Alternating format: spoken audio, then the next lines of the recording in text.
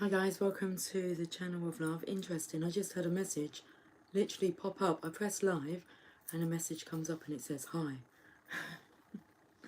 And it's from somebody that I always feel messages me like he's being like guided, because it's a bit shaky, rather random.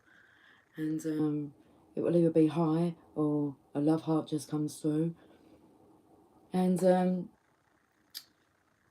I always think to myself, poor soul, he's probably not even aware why he has this urge to send me these messages. But hi, I just got a hi.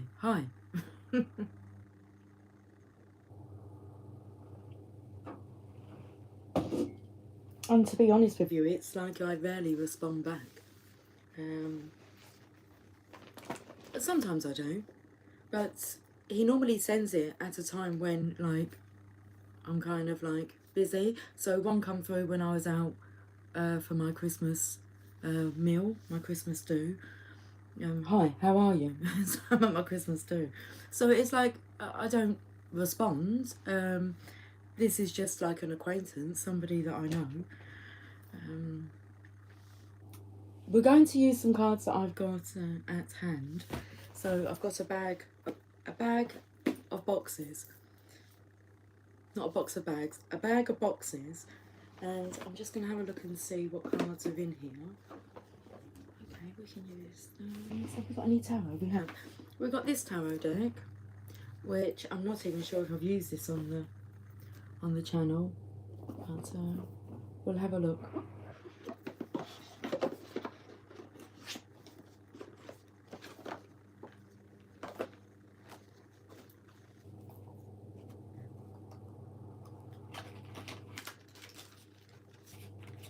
It is Monday? It is. It is Monday.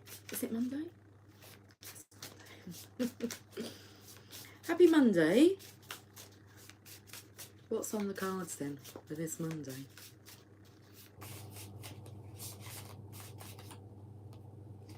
The Two of Pentacles. Got here 1748 to 1930. B.P. Grimald.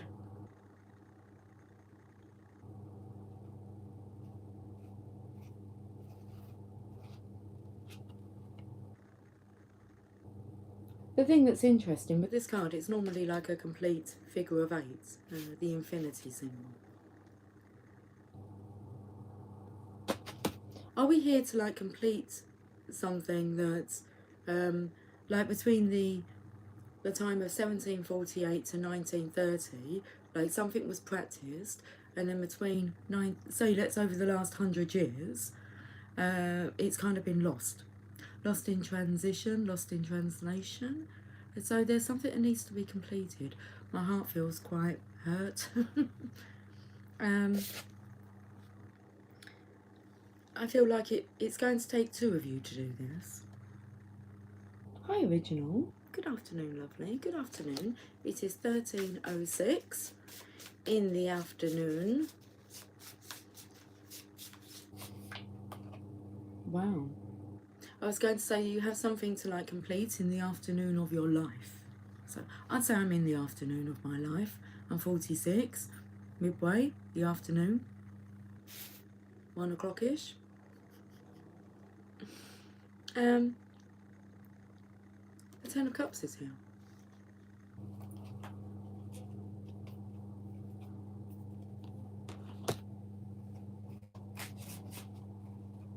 What's coming through is what were they doing differently then that's kind of been lost now.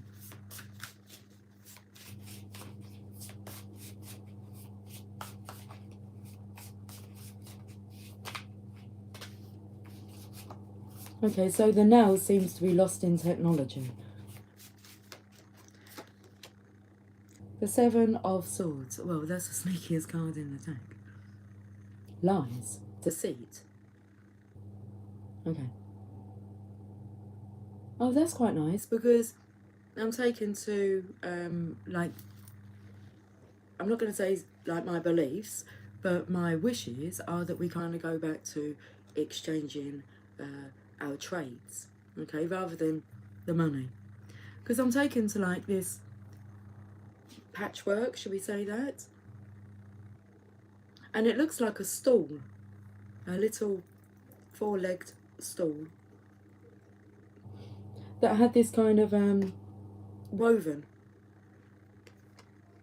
that was made by hand and given like to my mum when we were children, maybe even before I was born. Anyway, it's kind of fallen apart now. It was well used. It was well. When I was a child, you wasn't allowed to stand on them or anything like that. But when I claimed it as an adult, oh, all sorts happened on that stool, and it was a great asset to have. And then it kind of, yeah, the stitching, the legs kind of come away, worn out. But great memories of my stool. And also this stool, it might be this one or it might be the other one that we had, because we had two of these stools. I remember a story of, in my childhood home, is that we would have a front room which used to be like a shop once upon a time. So it had locks and everything on the door to the front room. And then you would go into your living room, which was kind of behind the shop. Well, when it was converted into like a home for us all to live, I think once my mum had had her first child, I think then she started to wrap the shop up. But weird things would happen, and things would move from the living room into the front room, even though that door was locked. And it was like Fort Knox, my home. I'd have to break into it every night after school because we only had one door key, and you couldn't get this key cut easily. These are the stories my mum would tell me. So she would have the key because it was a shop key. It was like, I suppose, a key that you would get into a cash office with, a funny wiggly different kind of key. She would have the key, but we knew how to break into the house. But she just kind of locked all the doors, so we're climbing through the bathroom window, and then you'd have to unlatch that door, but you would do that before you actually even broke in. It's a story anyway on itself. On itself, yeah. It was quite a rigmarole. Anyway, what I'm trying to tell you is, one day the stall was kept in the front room because they were like special stalls that would stay in the front room that we'd only use for Christmas, the front room, or if you're coming into the front door and walking through it, it was like in the living room. So magical things are moving around. Okay, why do we just tell this story? I'm not a burglar. I can break into homes. I can break into my home.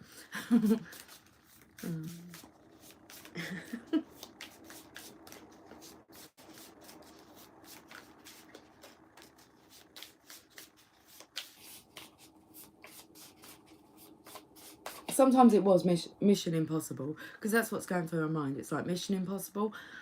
Sometimes it could be. Sometimes you couldn't budge the latch to get into the home. So you could be stuck in the bathroom, but you couldn't budge the latch. Or you could be stuck in the living room and couldn't budge the latch to get to the front room, which actually, they were the stairs behind that door as well, to go upstairs. I just used to amuse myself, so I go out and play and amuse myself, waiting for my mum to get home from work. A lot of the time I spend in the shed painting, and because my mum had a car spares shop, so all these bits and pieces, oil, all these tools, vices, I used to just fiddle around with these tools, paint, play around with oil. And I used to like to take things apart. So if I had like a radio or a stereo, I'd like unscrew it all to see how it worked. And then play around with like... Well, I think I used to just like to pretend that I could do that profession. So try and put it back together. And no problem amusing myself as a child. 4 of Cups. Unhappy energy. Not contented with life, with what you have. A depression. Oh, a depression has come. Is our world depressed? Three of Cups. They need some laughter, some joy, some happiness.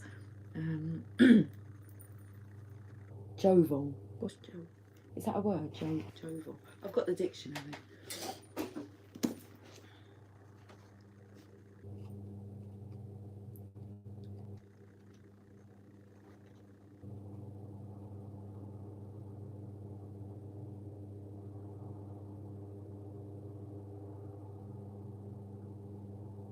Jovial. Happy and cheerful.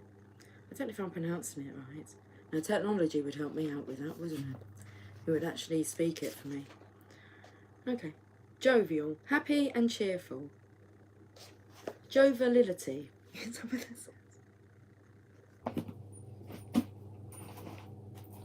I'm going to read what this card says. Well, for one, it's the card before the Four of Cups, so I feel you just need to take a step back, have a breather, have some time out. Give yourself time. Okay. The Three of Cups. Let's see what... oh, these are nice. I am wisdom in all its forms. Heed me and prosper. We're going to the Three of Cups, Lucy. I know. I got distracted along the way. Keywords: pleasure, joy, marriage, birth, feasting, merriment, celebration, abundance and fortune. The Three of Cups indicates that there will be a happy gathering of people. Oh, this is so nice. Because, like, this is how we will shake the world awake with our happiness. There's going to be a gathering. A happy gathering of people. This card may herald a pregnancy or marriage proposal or success in creative endeavour close to your heart. You can be proud of your achievements. Joy and cause for celebration are indicated. This is a time to share your good fortune with others. You have renewed faith in the power of love. Okay, that's good.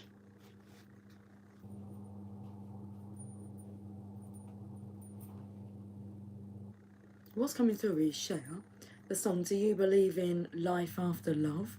So, back in the day, love was more present. I mean, when you courting was wooing, masculines were masculines and feminines were feminines. And that's what we're bringing back.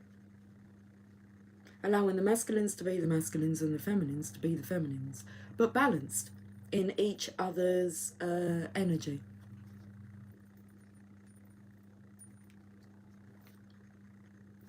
It's a happy thought. So do you believe in life after love? Well, it's rather depressing.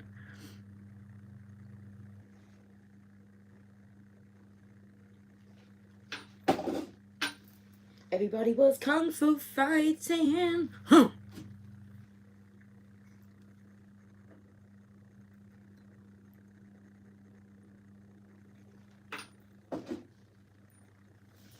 Right. Oh, let's go to the postcards from Ladybirds. Telling the time in reverse.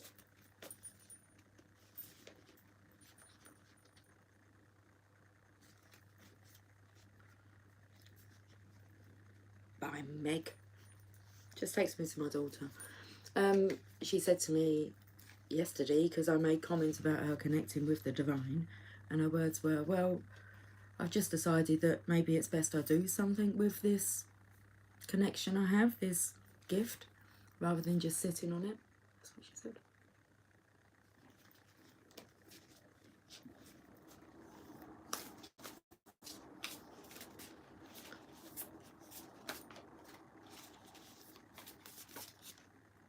Florence Nightingale, a ladybird adventure from history book. This is interesting. Florence Nightingale. Do we know much about Florence Nightingale? Bear with me. Bear with me for 1 moment.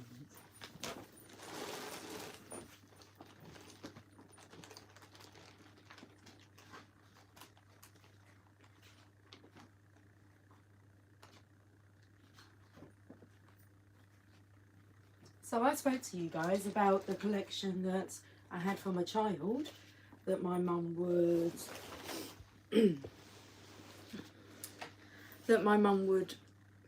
pay for every fortnight. Florence Nightingale.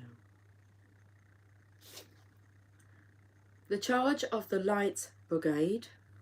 There's a board game, this is what's inside this pack. A board game, The Siege of Sebastopol. Nurses' uniforms to colour. Newspaper cuttings. Florence Nightingale, a Ladybird adventure from history book. What year was these? I think they might say a year on them. Was it 1989? So I would have been 12. Okay, what we got here? So we've got the Times, London, Monday. Just sounded different. This is number 21,867. 1 penny for the Times. It doesn't. It says 5. What's D? 5.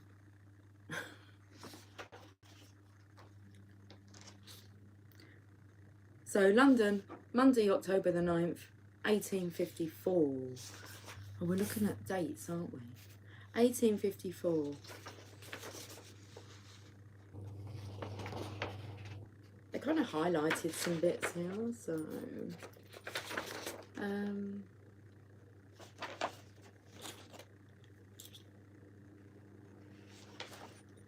maybe 5D. Maybe I'm just meant to take it as 5D. Price 5D.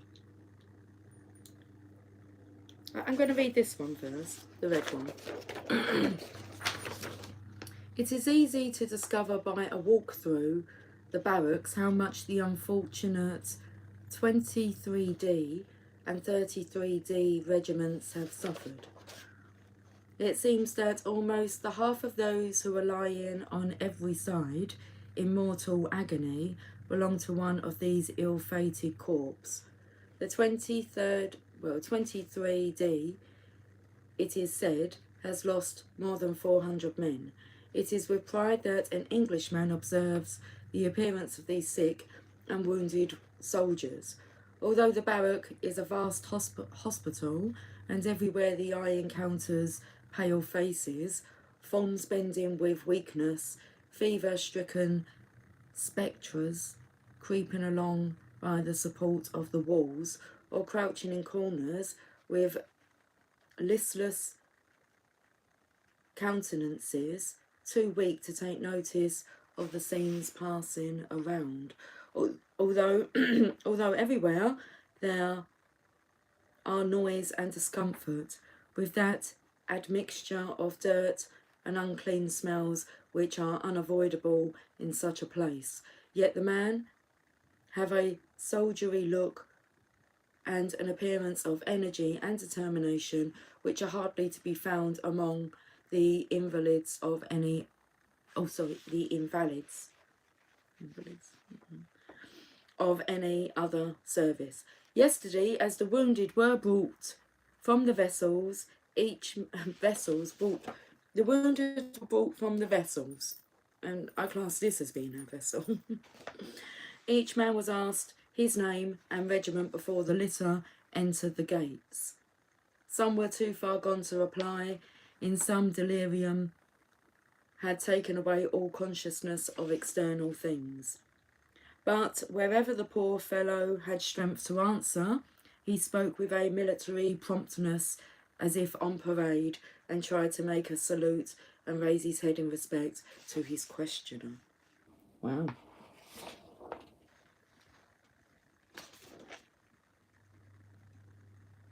Oh my goodness, okay, it's telling you the Light Division, 7th Regiment, 1 officer, 2 sergeants, 38 rank and file killed, 11 officers, 16 sergeants, 1 drummer, 151 rank and file wounded, 2 rank and file missing.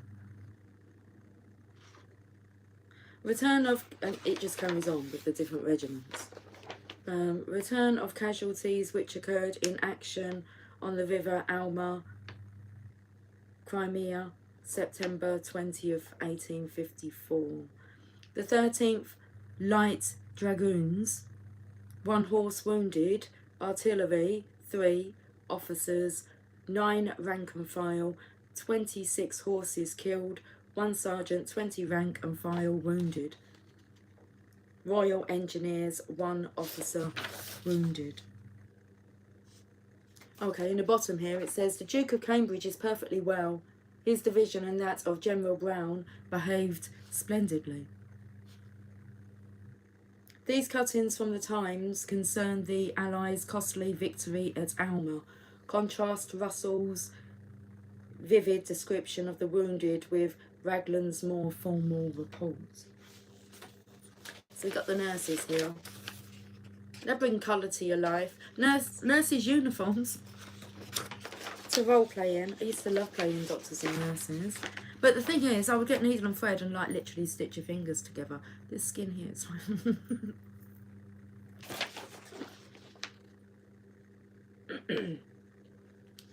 Crazy girl. We've got the Military Hospital, Naval Hospital, Military Hospital, Naval Hospital, St George's Hospital, Royal Free Hospital, Middlesex Hospital and Charing Cross Hospital. The different uniforms they had. But they had a bow tie. Interesting. And an apron which ties under the chin. Okay. Hi, Steve. A shilling? Is that what it is? The D. We've got a map. We've got a map. Okay, we've got a map. The Crimea. Okay.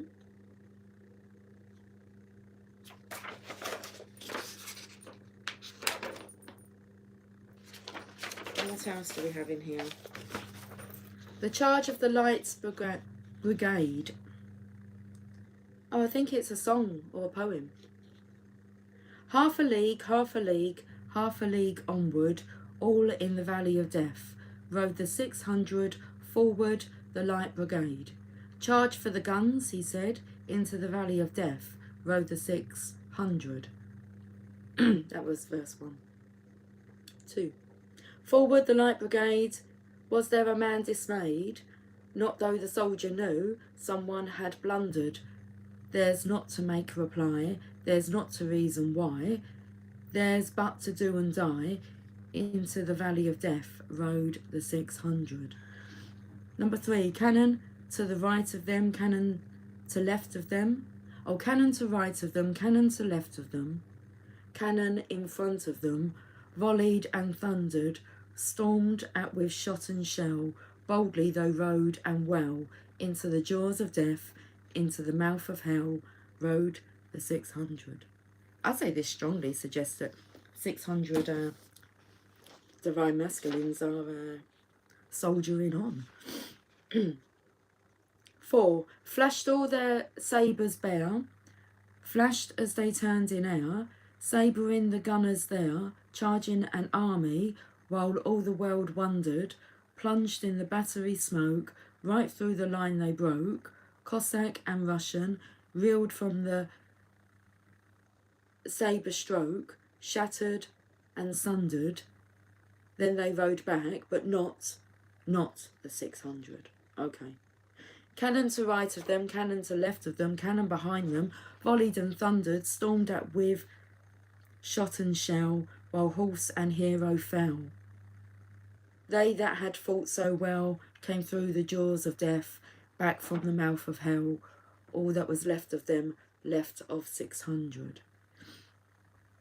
Number 6. When can their glory fade? Oh, the wild charge they made. All the world wondered, honour the charge they made, honour the Light Brigade, noble 600.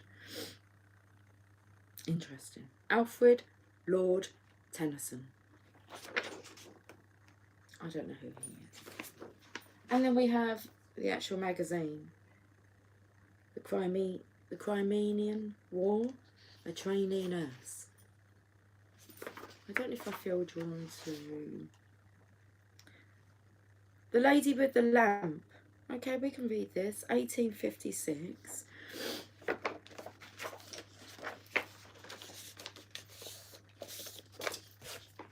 I think we should read this.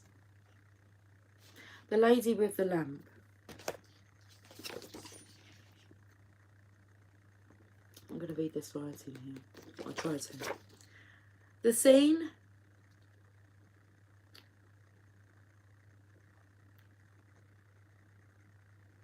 I don't know if that says the scene baffles description. Honour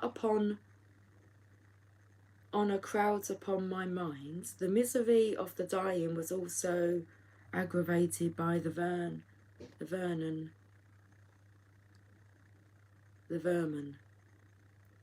Night is especially trying to the sick and wretched, and then on all sides arose the moan of pain or the murmur of delirium.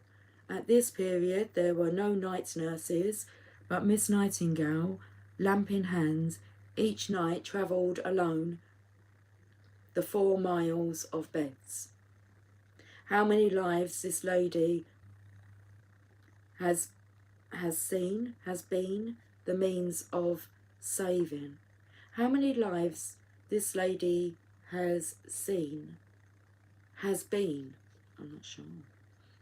The means of saving is fully known only to herself and to the unseen who watches our steps. She was peculiarly skilled in the art of soothing. Her gentle, sympathising voice and manner always appeared to refresh the suffering. I fear that I should scarcely be credited were I to attempt to describe in detail the noble manner in which the army behaved.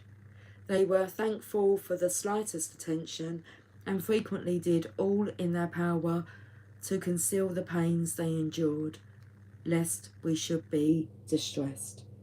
Sister Margaret Goodman, 1856. Oh, that's beautiful. She travelled alone. Florence Nightingale, the 4 miles of beds. Hello, baby. Hello, darling. Hi, Laurie. Good morning. Good morning, darling. Good afternoon.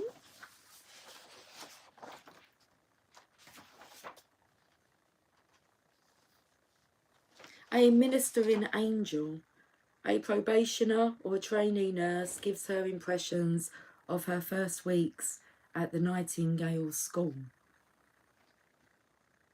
We're going to read this.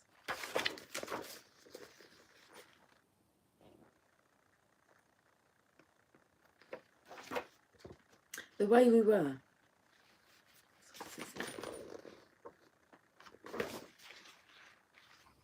St Thomas Hospital, London, 9th of May, 1874.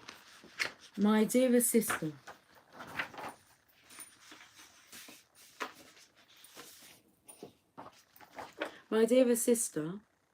it is now 3 weeks since I joined the Nightingale School for Nurses, and I'm settling in nicely. We all seem to have done so much since we started that I hardly know where to begin, but I shall try to give you some idea of the daily routine. This feels like me writing home to my mum when I went away to work. I would send her letters, and she would send me letters back. When we arrived in London, we, myself and 2 other probationers, were met at the station by Miss Crossland, the home sister, and taken by cab to the hospital. Inside we were shown to our rooms, then given our uniform, caps, which she explained how to make up, and a small teapot in which to make our own tea. When we had changed and refreshed ourselves, we were taken in to see Mrs. Wardropper, the hospital matron. Although this was the second time we had met her, since it was she who had interviewed me, she had to be reminded of our names more than once. Mrs. Wardropper gave us a short talk about the aims and duties of the probationers. We are to be sober, honest, trustworthy, and punctual at all times. During the course of our training, we will learn how to dress sores and wounds, apply poultices and leeches, cook, make bandages, and prepare for operations. Mrs. Wardropper seems kindly enough, but I've been told she can be a real dragon. After our talk, the Home Sister took us to the dining room where the rest of the probationers were about to begin their evening meal.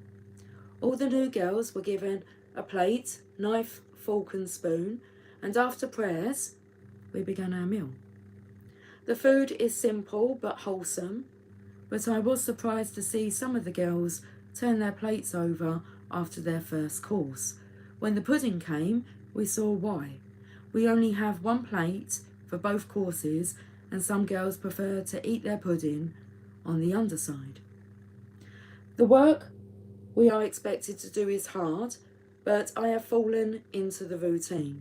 We are woken each morning at 6 o'clock by a loud bell, and we have to get up, dress, and pull back our beds in time for breakfast at 6:30.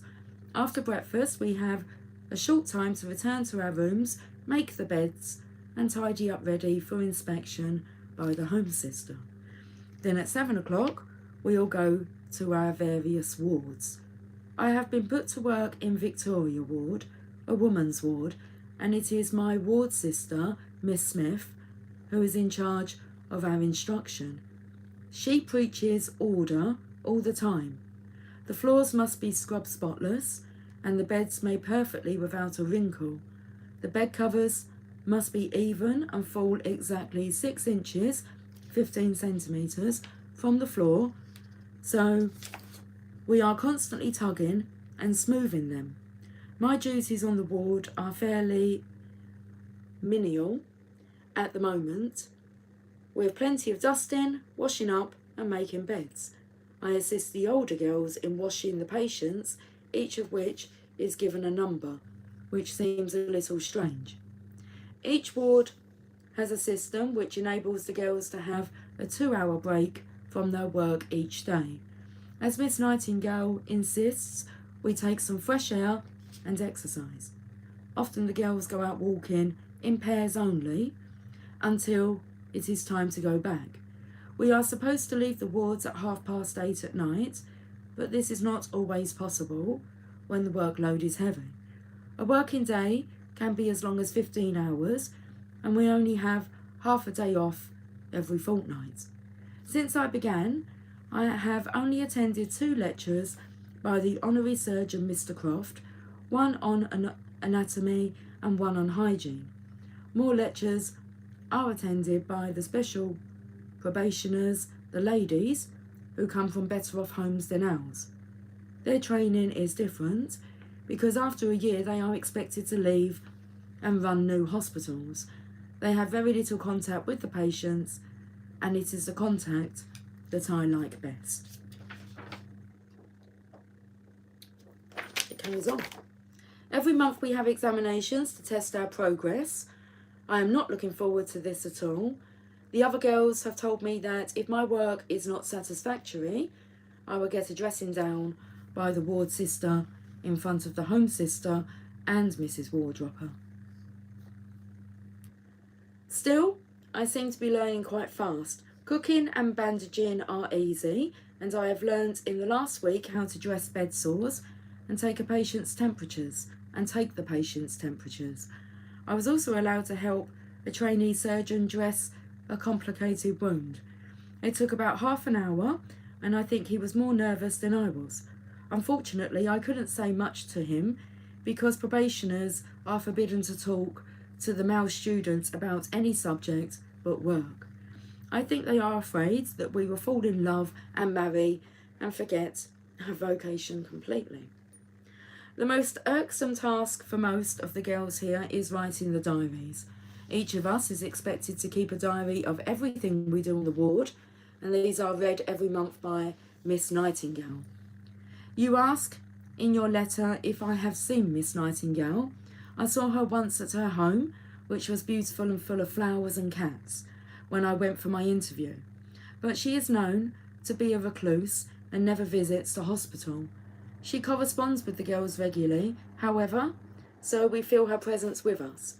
Sometimes I think of the fun we had at home, the dances and the lovely clothes, which we aren't allowed to wear here.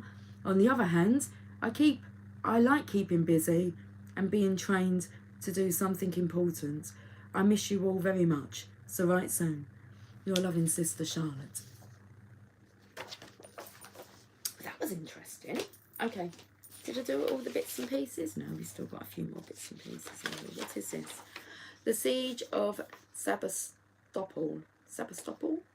The great Russian naval base of Sebastopol was the major target of the Allies' invasion of the Crimea. Their first offensive in September 1854 failed, allowing the Russians time to build up their defences.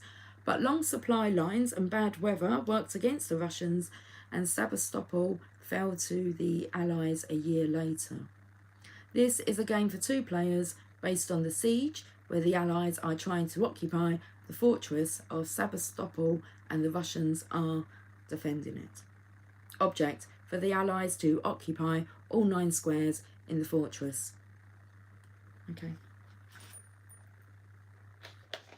What is this I've got here? Oh, this is the battle. Okay. You will need a ruler and a craft knife. Another day. Save that for another day.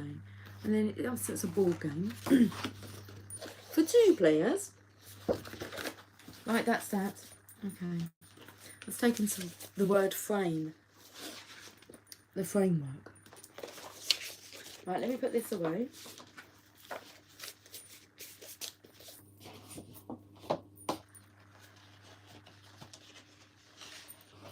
I wanted to kind of give you like a little quiz then. How many miles of bed did Florence Nightingale walk alone every night? Walk alone. How many miles of bed would she walk nightly?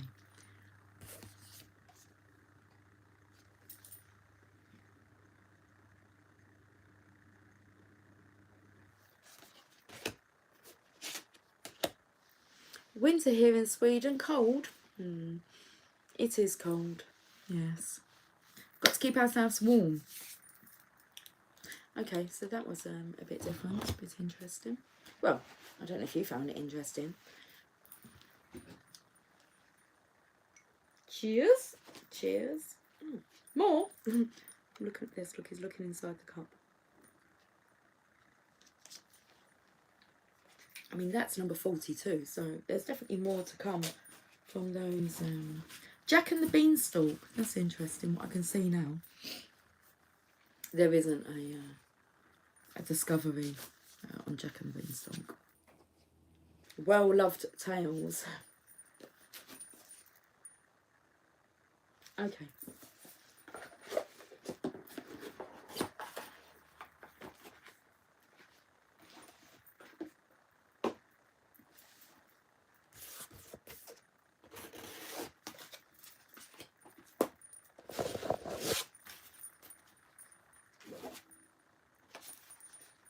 Let's see what else wants to come out of these cards. Oh, we're quick. It's like Jack be nimble, Jack be quick. Jack jumped over the candlestick. The Eight of Cups. That's the energy of like Florence Nightingale being a recluse. In the void. Quiet, but we've got the King of Cups here.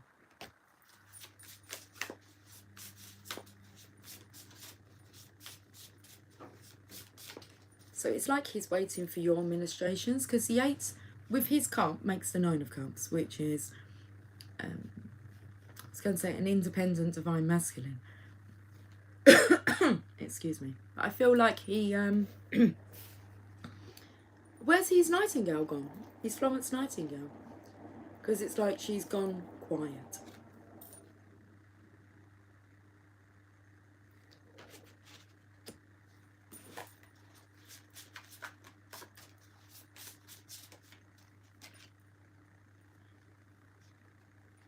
was going to say, where is my lover? But it's actually the devil. So this comes in with like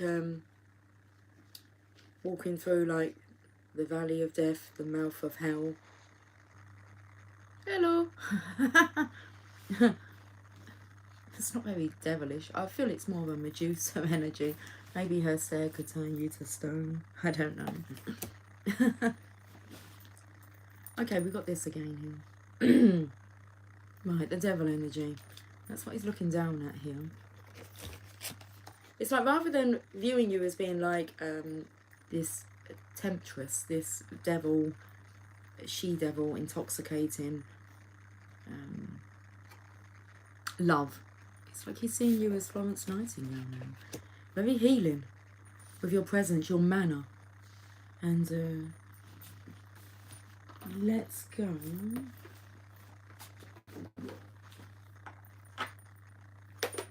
To the Chakra Wisdom Oracle cards. Wow, I can't believe you've been on for like 41 minutes.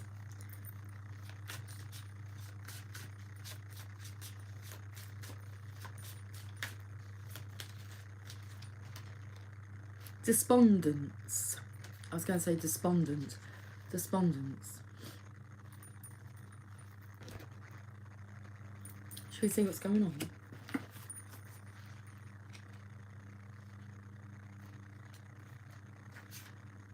Violet Iris. Iris is depressed and unable to look after herself or her home. She cries out to the great spirits for help. Mother Earth appears and suggests Iris shower, eat a good meal and clean up her house. She does, but still feels despondent.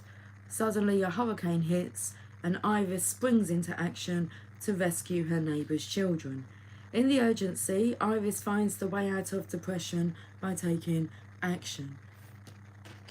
Well, we had that depression energy come through, which I felt in the last cups. The Four of Cups came out. Need happiness. What the world needs now is love. Sweet love. Inspiration. Iris teaches us that the only route out of stagnation is motion. If we do nothing, we must accept the consequences. Personal inquiry. In which part of my life am I feeling immobilized? I know what I need to do.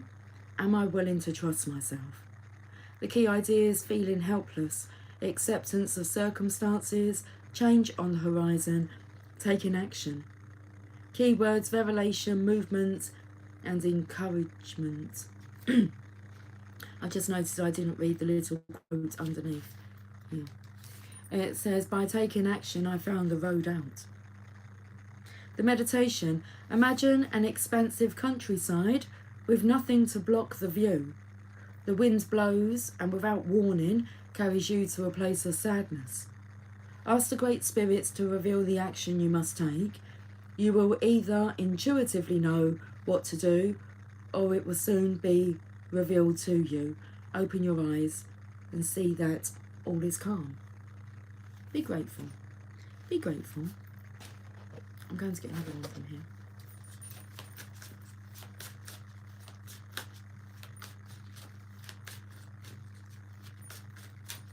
She has bruised ribs and healing.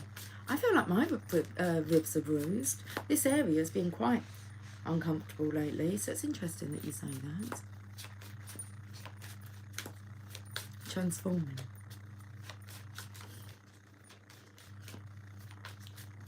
I was taken like to the rib and Eve, Adam and Eve, creation.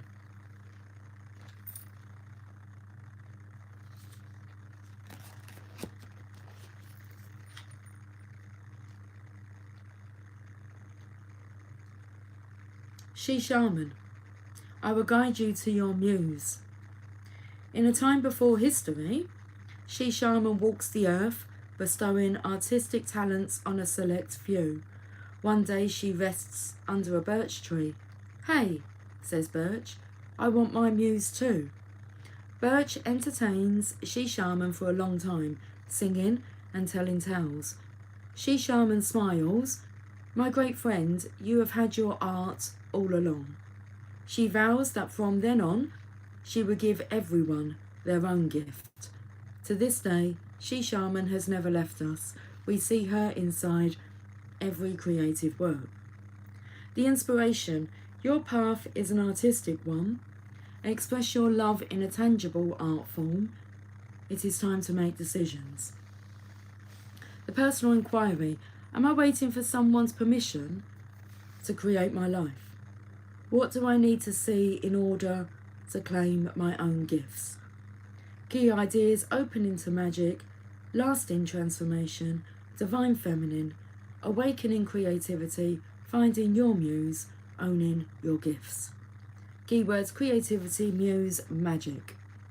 Okay, the meditation, open a notebook to a clean page. Close your eyes and imagine She Shaman standing in the mist, holding out her hand. Follow her into the mist. As you walk, she motions to sit. Ask for her guidance. Pick up your notebook and write. Simply write whatever comes. Do not censor or judge the words. They may mean nothing right now, but they will. Thank She Shaman for her visit. My daughter came through the other day and said to me about the words. Rearrange the letters in a word to spell another word. Like silence and listen. Okay. I'm not sure you have to use like all the words up. There might be a few spare left over. Let's go to the secret language of colour cards.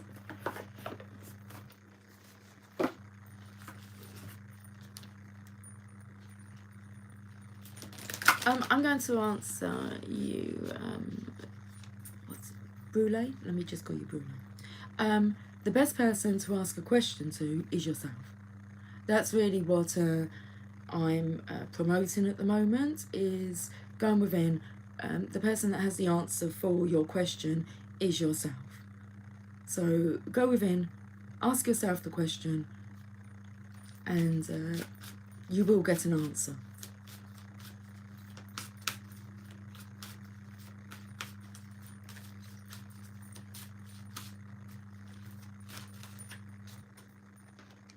Green, revitalise your nervous system. Maybe this will help. You'll get your answer. If you're seeking for an answer, you will get it.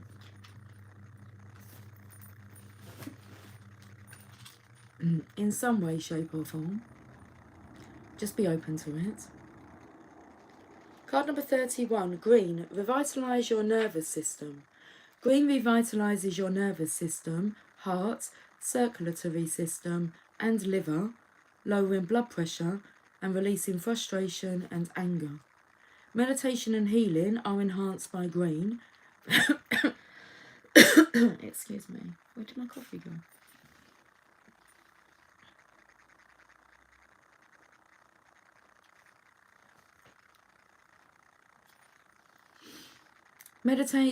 Meditation and healing are enhanced by green, which also stimulates growth and is good for healing broken bones. It's interesting, isn't it? And where you made mention about the ribs. Absorb green, surround anyone who is unwell with green. Absorb green rays to revitalise your nervous system and heart. So revitalise. Focus on flooding your nervous system with green rays of light. Direct the light throughout your whole spine before moving it into your heart. Then rotate this green light around your heart until you feel your heart expand, relax, and fill up with vitality. Say, Divine Intelligence, please release all the pressure and stress from my heart and nervous system and fill me up with your healing, revitalising green light.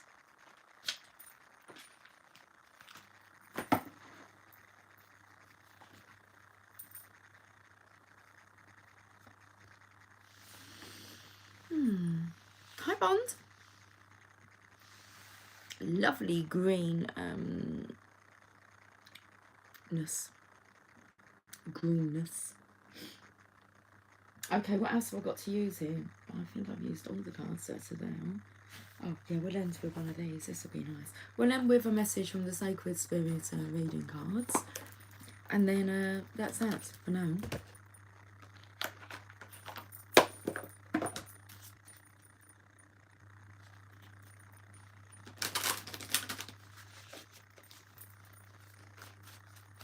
A very interesting message in itself. So let's finish off with this final message. Spiritual evolution, set your heart free. Card number 35. Good day to you, Bond. Set your heart free. Card number 35. I feel now drawn to go to like discovery number 35, but next time. I'll go and get it after this reading, and we'll just keep it to the side, and we'll see how it comes in with the next reading. Forgiveness and compassion is needed now. Set your heart free. Expansion goes together with spiritual evolution. Without the process of expansion, one cannot evolve spiritually. Expanding the heart and mind allows you to live a more wholesome and loving life with compassion, tolerance, and acceptance.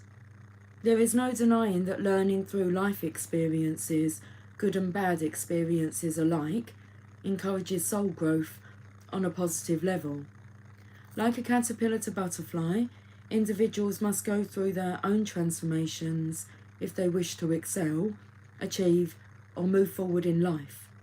Seeking something better in the future requires a little faith in yourself. You can't always have everything straight away. Long-lasting success takes time to build.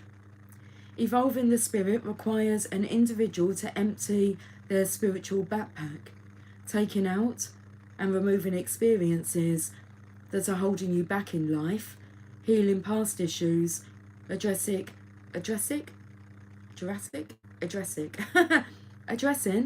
karmic imbalances, and creating a balanced mind and body are all parts of this process. Evolving the spirit takes time. It is a gradual process in which you need to do the work on yourself to achieve long-lasting effects. Right now, forgiveness is required if you wish to move forward in life. Sometimes you must accept an apology you know you may never receive. Forgiveness will set your heart free from an invisible control that has been existent over this situation. Forgiveness does not mean you will forget what has occurred. It means that you can live without it controlling your life any longer. Remove any past emotional and physical ties that are no longer serving you in the here and now with love and gratitude, for that has brought you to this point in life where you are ready to change and let go of the past. Open your heart to your soul's calling. Your soul is calling you to be free. The shadow aspect of this card is stagnation, condemnation, and repetition. The sacred crystal is the Tibetan quartz. The angel assistance is Guardian Angel Samuel. Health, energy, vitality, healing from trauma. And your affirmation: as my love and experience grows, the consciousness of my spirit evolves. Guys, thank you for joining me. Hi, Gal. I've been listening to a lot of pan flute music. It's so beautiful. I went for a phase of doing that. It is lovely. The pan flute, yeah. Enjoy. I will catch up with you guys soon. So until then, take care. Bye for now. Much love.